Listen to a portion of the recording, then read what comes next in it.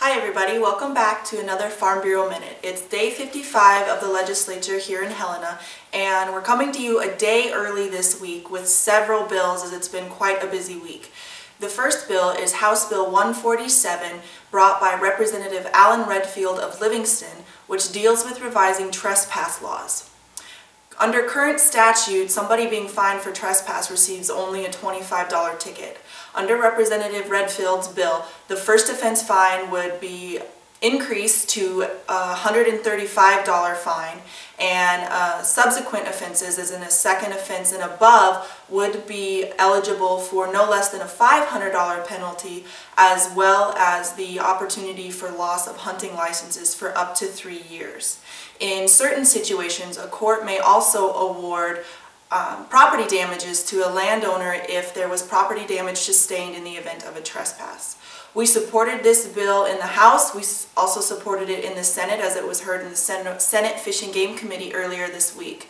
A few of the arguments against this bill have been that it unfairly targets people who may accidentally make a mistake or young hunters unfamiliar with an area.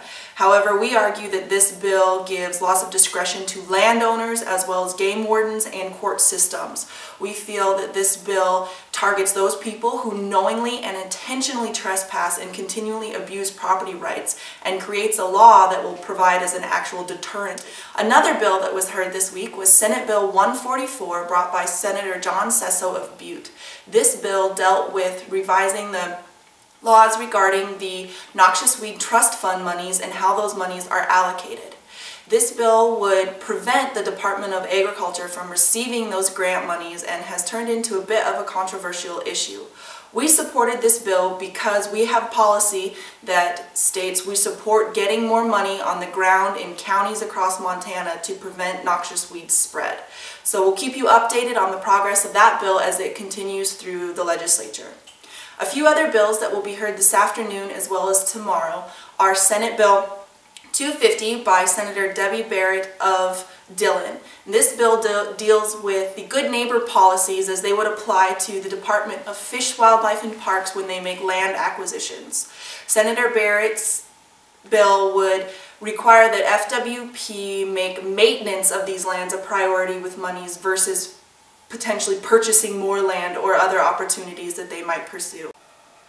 House Bill 322 will be heard this afternoon. House Bill 322 is brought by Representative Cuff, and it adds an additional $400,000 from the general fund to the livestock loss fund to reimburse ranchers who experience livestock loss as a result to grizzly bears. This bill is a complementary bill to House Bill 323, which was also brought by Representative Cuff, which added grizzly bears to the list of predators ranchers are eligible to receive reimbursement for if they experience depredation. We supported this bill in the House and will continue to support it in the Senate. And lastly, we have another bill being heard tomorrow. And Senate Bill 19 continues to rear its ugly head here at the legislature. It will be heard in the House tomorrow afternoon, and as you may recall, we talked to you extensively about this bill in the Senate and tried to have the bill killed before it got out of the Senate. However, we were unsuccessful and the bill is now in the House. We will continue to oppose this bill as it promotes exempt wells, and we are against that, and we will try to get the bill killed in the House. Stay tuned for more updates, and we'll see you next week.